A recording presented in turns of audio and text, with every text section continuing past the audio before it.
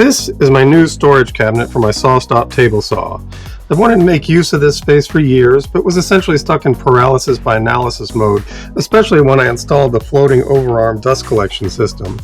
The support struts that go under the table effectively make the space unusable, even for the official cabinet that SawStop offers.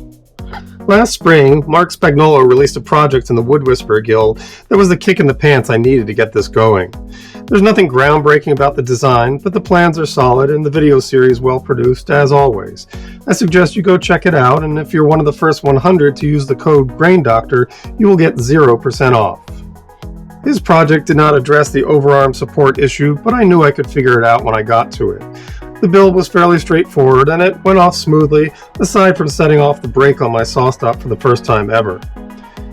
I'm all for following plans, but when it came to the drawer fronts, I knew I wanted to make something unique. Like many woodworkers, I've amassed a large collection of wood scraps over the years. Many of these pieces have sentimental value, relating to notable moments in my woodworking journey. I decided to use some of these for the drawer fronts, laminating them onto 1/4-inch plywood to beef them up a little bit. The top two drawers are from a piece of pine that I used to do test dovetails for my bench-crafted roubo workbench back in 2016. I'm a bit ashamed to say that these are still the only 3 dovetails I've done to date.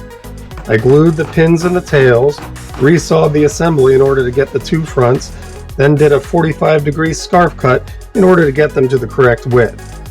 I then laminated them onto plywood and edge banded with pieces of chokecherry that came from a tree from our yard that Hurricane Irene knocked down in 2011.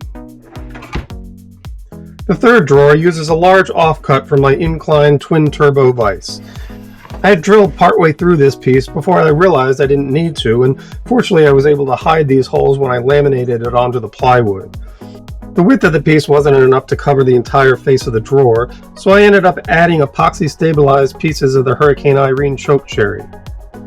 For whatever reason, the Roman OG curve is something I find very appealing and have incorporated into a number of my projects, so using it here really fit with the theme.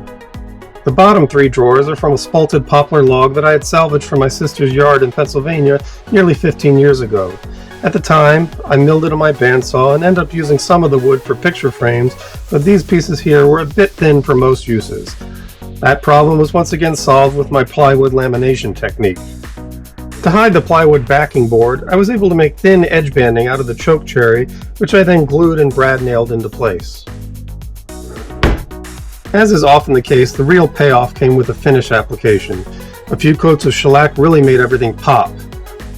Some handles salvaged from our old kitchen cabinets really finished it off nicely. I was then left with the original challenge of supporting the arm of the floating dust collector. I briefly considered duct tape, but ended up using the sheet metal tools in Fusion 360 to design a bracket to match the factory attachment points on the support leg. I uploaded my design to SendCut Send, who obligingly did the laser cutting, bending, and powder coating. I mounted the final parts on the side of the cabinet using threaded inserts, and my cabinet was complete. I'm occasionally accused of building exclusively shop projects, and this really doesn't do much to counter that claim. That being said, the organization it affords should serve me well into the future, and I'm really glad I finally got around to doing it.